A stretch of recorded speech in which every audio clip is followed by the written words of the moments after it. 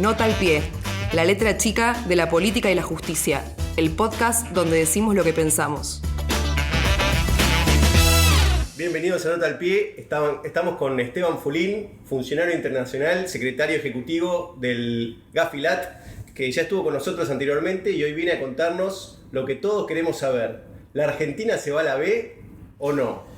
Estamos con Agustín Pelle, yo soy Ezequiel Domínguez, te damos la bienvenida. Muchísimas gracias. Lamento comenzar con no poder dar respuesta a lo tuyo, porque la evaluación es un proceso bastante complejo, dura un año, vienen evaluadores de distintas partes del mundo, la Secretaría tanto de Gafilat como Gafi coordina la evaluación y no estoy en ninguna condición de poder adelantar ningún resultado, salvo lo que hablamos la última vez que estuve con ustedes, que son las distintas posibilidades en cuanto a los resultados.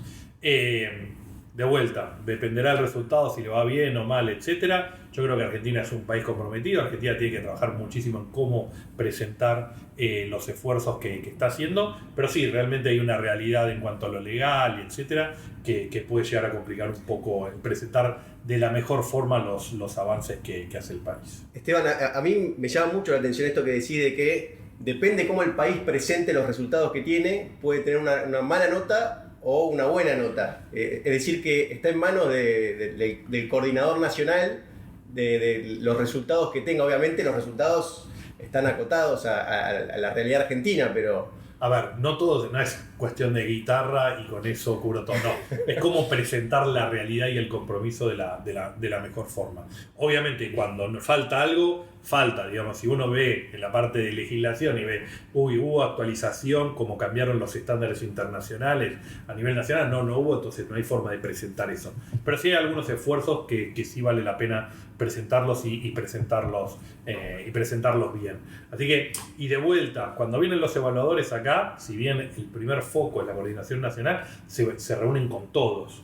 Y todos, estoy hablando Poder Judicial, fiscales, sector privado, supervisores, AFIP, bancos, aduanas, policía, bancos, migraciones, seguros, valores, sí, claro. Con todo el mundo se van a reunir específicamente para contrastar o no la información que tienen, la visión que tienen, o cualquier informe o información que puedan llegar a tener en términos generales. Entonces, obviamente hay un tema de cómo se presenta, pero también hay un tema de a nivel país, de cómo es la respuesta a nivel país. Por lo cual no puedo adelantar ningún resultado. El único consejo que puedo dar, que lo peor que puede pasar en una evaluación es que todo el mundo se empiece a echar culpas entre las distintas autoridades. No, esto es culpa de esto es culpa del otro, etcétera. Pero en términos generales sí marco que es una evaluación complicada para cualquiera. Es una evaluación exhaustiva y como lo marcamos también en el último podcast que tuvimos, en la última charla, no solo se evalúa lo que son las leyes y regulaciones y reglamentos, sino cómo el país está respondiendo y aplicando esas.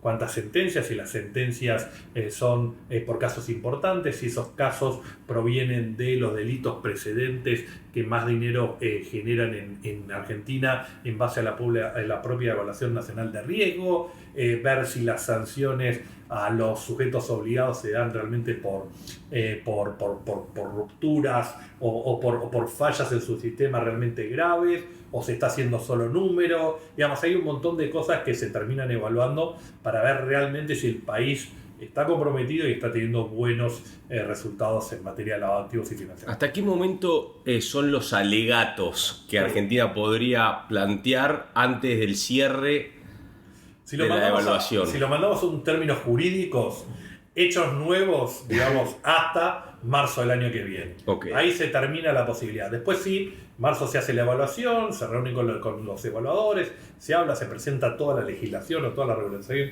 que existe hasta ese momento. Después uno se vuelve a juntar con los evaluadores más adelante y después va y se discute. La Argentina está en problemas, lo decíamos en el otro episodio que te teníamos, porque hay un cambio de gobierno.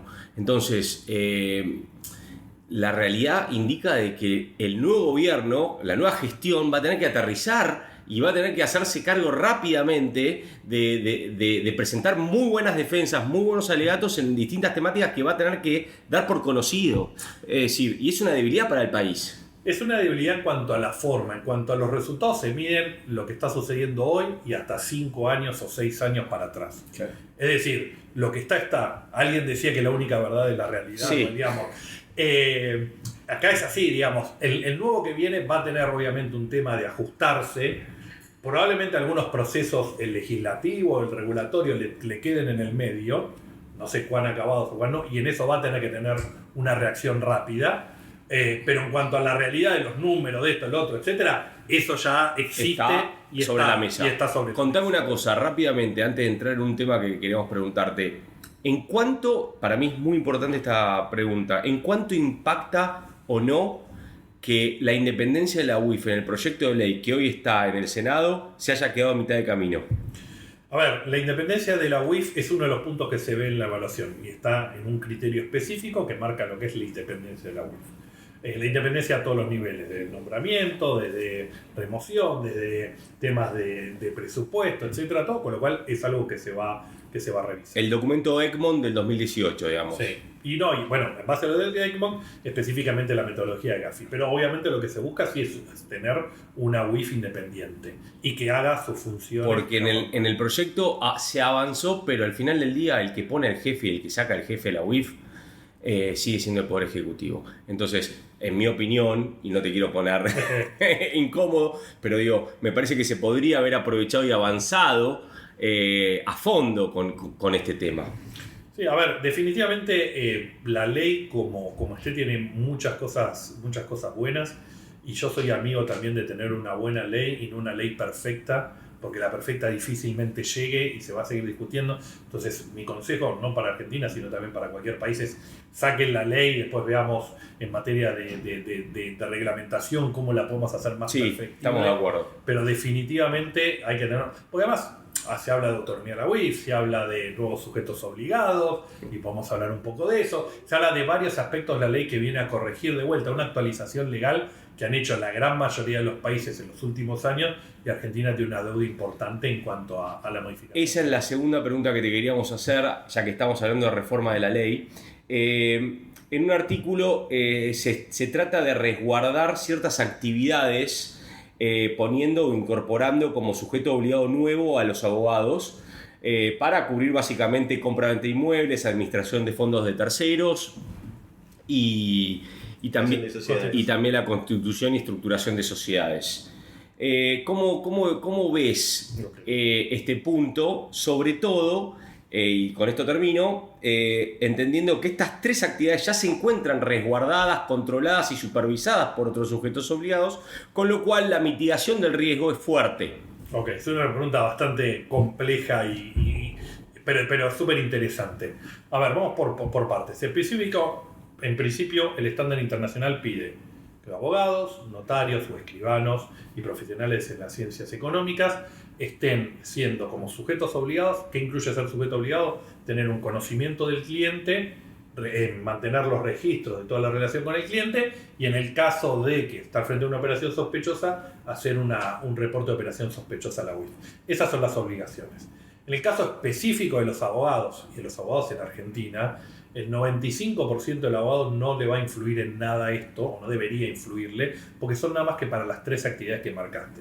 Es decir, para un abogado que maneja un divorcio, para un abogado que defiende penalmente a acusados de homicidio, para alguien, digamos, para el abogado general que trabaja día a día con sus clientes en la mayoría de las actividades, no tiene un impacto. Sí para el abogado que maneja dinero a su cliente, sí para el abogado que interviene en una compraventa de un bien inmueble, o sí para el abogado que le arma sociedades o le maneja sociedades a un cliente. Sea abogado, sea notario, sea profesional de ciencia jurídica. En ese caso sí le trae una batería de obligaciones, de vuelta, en sintonía con lo que es el estándar internacional. En ese caso sí si sale la ley, sale la reglamentación y todo se aplica, sí va a tener un nivel de obligación de cumplimiento cuando esté con un cliente de vuelta que le esté generando sociedades, manejando dinero, etc. Que es más una visión del abogado anglosajón, más que el que está... Ese es el punto. Las diferencias que tenemos de sistemas entre el sistema anglosajón versus el sistema nuestro, el continental. En donde las actividades tanto del notario, de los abogados, incluso también de los contadores, difieren muchísimo. Y en ese sentido, Esteban, preguntarte si estas actividades, si lo que preocupa es prevenir el riesgo de lavado en estas actividades, ¿cómo ves que se pueda poner en la ley directamente quienes lleven adelante estas actividades sin poner el sujeto, la profesión por arriba. Esto es un tema que habíamos hablado. Y por el otro lado, este juego con el secreto profesional, ¿no? O sea, que es otro gran punto que está, digamos, generando tensión entre un instituto que está consagrado legalmente como el secreto profesional versus una ley que va a venir y que va a decir, señores, en estas 3 actividades, cuando haya abogados y detecten alguna operación sospechosa, van a tener que reportar. Eso significa poner blanco sobre negro y entrar en coalición con este otro instituto.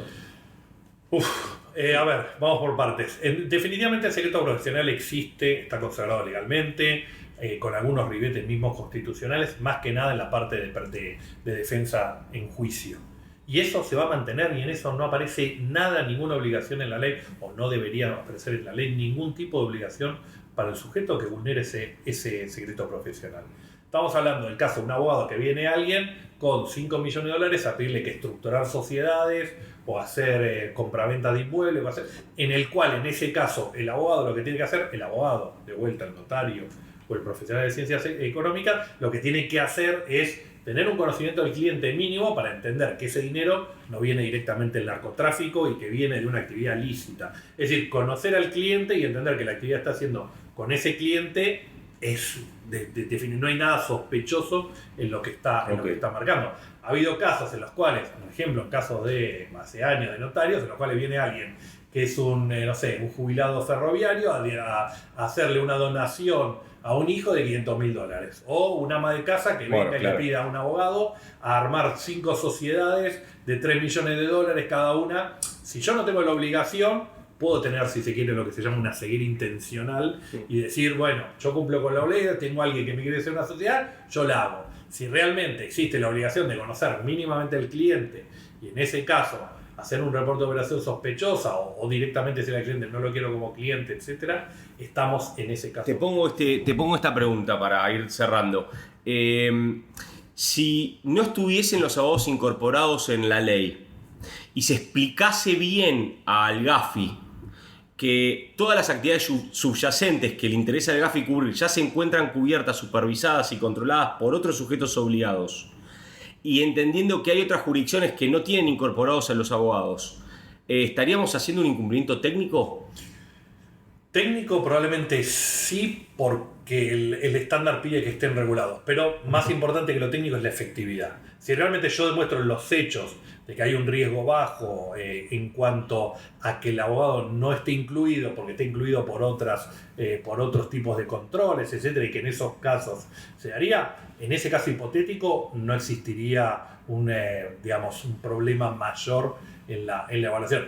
Está en el tema, realmente, si los evaluadores entienden que esto está cubierto por otras obligaciones, por supuesto. Definitivamente. Y un tema que quería marcar que es algo interesante, que por lo menos a partir de GAFI dice que no es que se levanta el secreto profesional, sino que se le extiende el secreto profesional a la UIF. El secreto se sigue manteniendo. Es decir, yo le hago el reporte a la UIF tiene que seguir manteniendo el secreto en ese caso, salvo, de vuelta, que entienda la UIF que está frente a un delito, entonces ahí sí lo comunica a la justicia. Pero en principio, lo que es el secreto profesional no es que se levanta, estamos hablando obviamente de un término o de un tecnicismo jurídico, pero el secreto profesional no se levanta, sino que se le extiende a la... No, bueno, es importante. Ahora, la ley actual permite que la UIF ceda el secreto ante el Ministerio Público Fiscal. El proyecto de ley impide que la UIF le tenga que brindar información al Ministerio Público Fiscal, digamos, información sensible del reportante.